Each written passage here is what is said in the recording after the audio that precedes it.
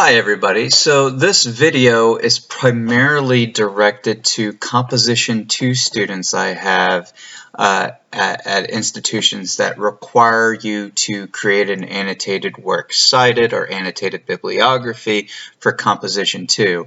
In my sections I actually do something that is a bit of a departure from an annotated bibliography, and I call it a research journal. And this project was actually inspired by another faculty peer that I met in my studies who gave me this idea, and I've adapted it since and evolved it over time based on suggestions from librarians and other faculty members who I have discussed this assignment with. So in most of my Comp 2 sections, you will have a reader of some shape or form that's required by the institution. This reader is outside of the main textbook, which is more of a reference book that helps you with the basics of composition. The reader is where you are getting your ideas and your inspiration for the different essays and the topic that you will focus on. So the first project I have students do before setting out on writing these essays is creating this research journal, which is loosely based on an annotated bibliography format. And if you know anything about annotated bibliographies, what they are is a way to gather research. So typically in an annotated bibliography, the first piece of information you'll have for each entry is going to be a works cited entry for that item, and then you'll just have to write some sort of summary. And different faculty members have different requirements for their summaries. Sometimes the process of writing the summary is good because it helps you think about the actual source, but often we create the annotated bibliography and we never go back to it when we're writing the papers. So one of the reasons I designed this research journal the way I have is so that it's something you can use throughout the semester. So although I will be collecting it fairly early in the semester as a starting point to see where your research is going, I am hoping that you will choose to use it all semester long and that it will develop and adapt as the semester progresses. And in some semesters, I may actually ask students to submit it at the end so I can compare the last version with the first version and see if you actually did use this. Because there's going to be a lot of useful elements to this for helping you to organize your thoughts for the papers throughout the semester and also to organize your research. One of the major disconnects I find with students, and I was guilty of this too as a student, is not really understanding that research should be organized and put together in such a way that when you get ready to write your paper, you're not actually having to go back through your sources to find the quotes and the data that you need to integrate into your writing, but you have some sort of document or stack of note cards is what they do in elementary schools and middle schools and high schools, something that already has all those things organized and roughly outlined in a way that might be useful as you're writing. So that's one of the reasons this document is set up that way, because you will be expected to quote at least from one source per paragraph in each paper. And in some of the papers, depending on the institution's departmental rules, you may actually have up to 10 required sources for the paper that is assigned. If that's the case, obviously, then you're thinking about, well, man, I've got to have at least 10 quotes in the paper. So having this sort of structure will help you moving forward, and I hope that in this video you'll see the importance of it. So as you see, I've already set up some of this on this Google Doc, and a lot of it's the same that you would for any MLA document. Of course, last name, page number, and the header, the heading, which is first name, instructor's name, English course and section number, MLA formatted date, and then you often, for my class, will just call this research journal. This is where it starts to differentiate. There's no indentation for paragraphs at this first stage because we're just sort of outlining our ideas. And the first thing you need to do is set up a place to put your topic. Now, your topic doesn't have to be a complete sentence. This is just what you think you might focus on this semester based on the reader. And the reader that you're assigned is going to determine this topic. Now, you want to try to get this topic as narrow as possible, because the broader the topic it is, the harder it is to discuss and find valid sources on. The next thing you're going to have is a little section on possible arguments. So in most of my Comp 2 sections, you're going to have 3 to 4 essays to write. The first essay is going to be a prospectus, where you try to convince me of the validity of your topic by demonstrating you have done some foundational research for it. The next paper will be some kind of variation of further defining your topic, and generally speaking, I will have in some institutions a requirement to teach students APA format at that stage, so we'll use a slightly different format. So it may actually benefit you as you're setting up this research journal to have one version of the works cited entry that I'm going to require of you in MLA and one version in APA. And that's something we can talk about in a separate video. I can illustrate how to do citation in APA. But it's not too dissimilar from MLA. That's not every institution though, so check with me first before you do something in APA. Then the next two papers are going to be arguments, and generally speaking, I like the first argument to be one side, and then I like the second argument to be the opposing side. And then in some institutions, they will talk about different ways of organizing an argument essay. So, you have the Tolman style and the Rogerian style, and I may assign, depending on the semester, one of those in Rogerian or one of those in Tolman, or I might give you an option to experiment and see which one works best for your narrowed topic. So you'll get those prompts at the beginning of the semester. You'll get those prompts before you even know what your topic is, or you've started reading from the reader. So you'll need to think about how your topic can be used and how you can create thesis statements for each of those topics. Okay, so the next thing you will do is you will set up your entries. You'll start setting up these entries, and just like a works cited page, these entries will need to be alphabetical. So as this paper develops, your entries are going to change organization based on the alphabetical nature of the author's last name or the article title's information if you don't have an author. So in the case of some of my classes, some semesters, they're reading, that standard book, Zen and the Art of Motorcycle Maintenance. For the sake of time, I've already typed a citation for that for another video, so I'm just going to open that document real quick so I can cut and paste that citation in and show you what I'm talking about here. So I'll have that entry, and the first thing in the research journal will be the works cited entry, and usually the first thing students cite is the book, the reader that they're using. Now, in an instance where the institution is requiring an anthology or a reference book that's made up by authors who, multiple authors and compiled by editors, you would actually pick an article from that reader and you would cite that. And I talk about that in a previous video on citing books, so watch that video on how to set up that sort of works cited citation. Now, once you have that citation, the first thing you need to do is to write a sentence about the credibility of the author. So what do I mean by credibility of author? Usually we determine credibility by whether the author experienced the events firsthand or is an expert on the topics being discussed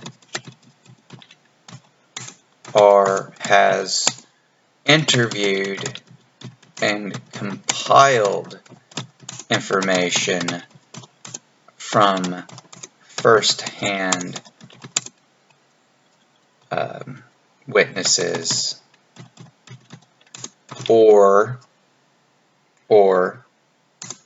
researchers. So they need to have one of those things. And their credibility is often determined, too, on whether the source is a primary source or a secondary source.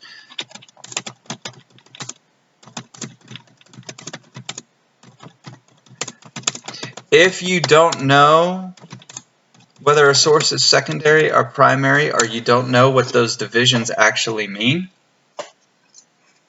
you should be looking in the assigned textbook for the class, not the reader, but the textbook, which acts as a reference. So there will be a section in the table of contents or in the reference area that will help you talk about how to use sources. And so that's one thing to consider, whether a source is credible or not, or how you should approach a source. You need to make sure that you can track the history of the author. So why should we trust Pirsig? Why is Pirsig's information interesting? Well, in some ways, this book is a memoir. I'm talking about that book in particular. And so I would write something here about that. I'd find out some history about it.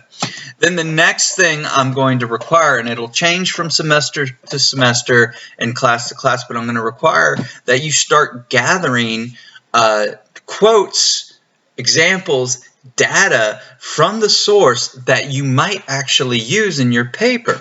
And instead of typing a summary, I want you to put 5 or more quotes. Generally speaking, 5 is going to be a minimum I assign. If it's a summer semester where it's shortened or a winter semester where it's shortened, I might let students get away with 3. But 5 is usually good because you'll find that 5 of the quotes, maybe 2 of them might be useful once you get to actually writing the paper. So it is good, though, to gather these things. And now the number of quotes will probably increase as the semester continues.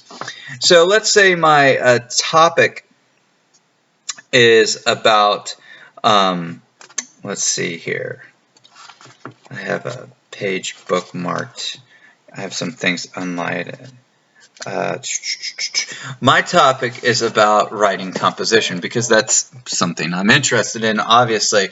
Well, in Pirsig's book, there's a section in part 3 where he talks about his experience teaching composition, and I come across this quote here where he's talking about this concept of quality. And so I'm going to set this up just like I would if I'm going to use it in an actual paper.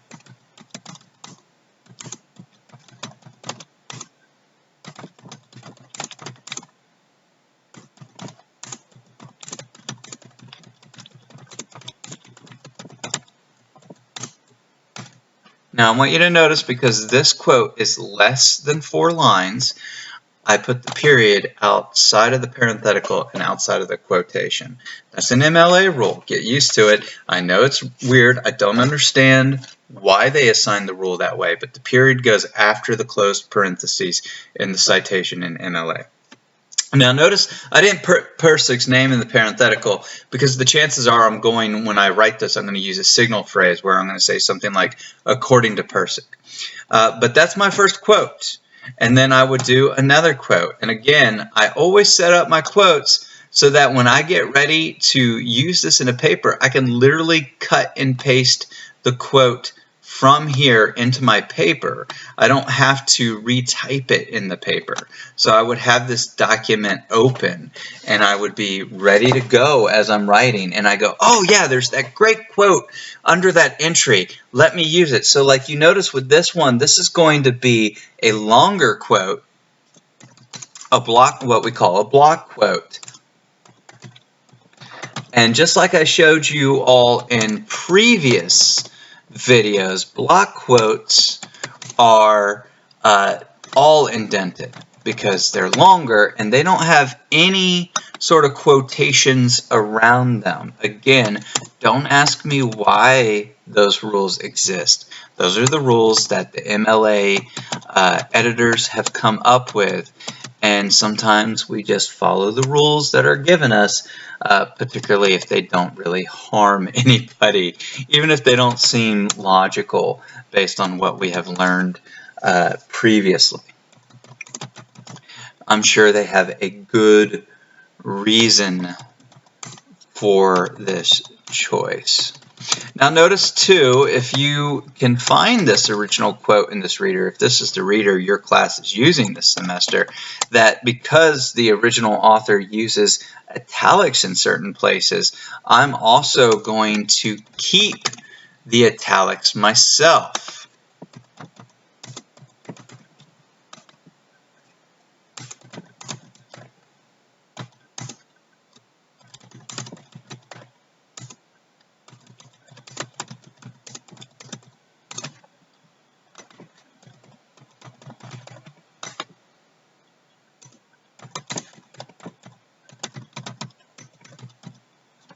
And it's getting difficult for me to see because the little video thing is up there, so I didn't see that this was still italicized.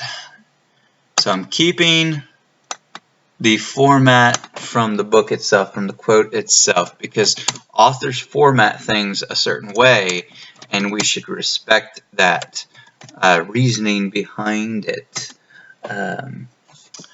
There's a reason, like a lot of the time we use italics to emphasize ideas.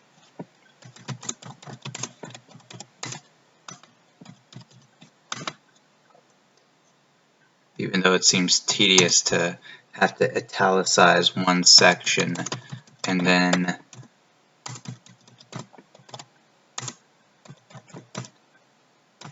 take the italics off. And I'm sure those of you that have taken typing classes can figure out shortcuts and ways to do this faster. But this is how this gets set up.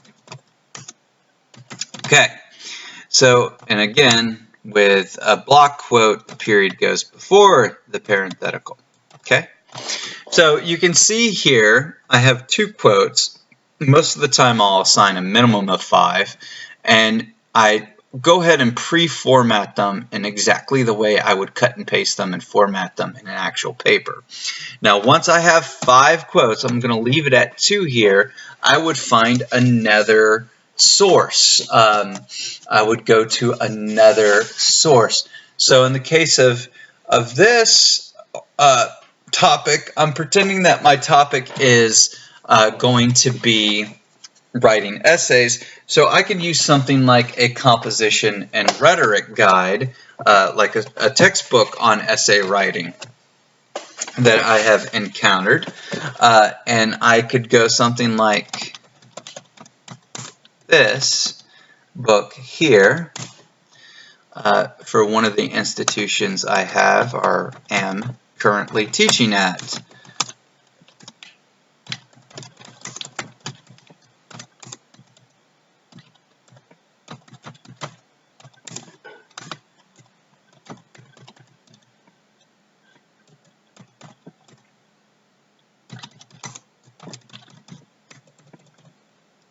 Now, I've already made a mistake here, and I'm going to talk about what that mistake is in just a moment with you, and then I'm going to wrap up the video because I want to try to keep it under 20 minutes.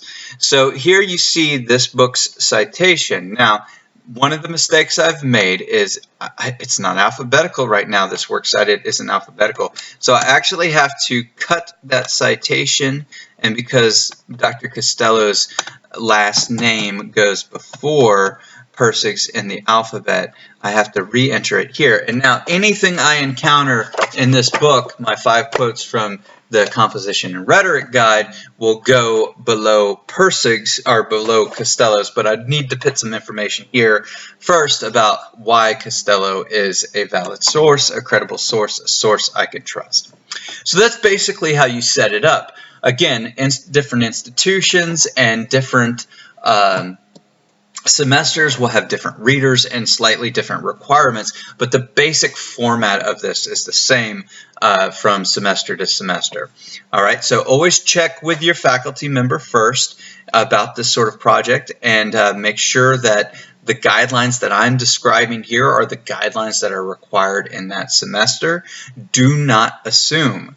And if you have any questions, you can email me or message me directly through the LMS.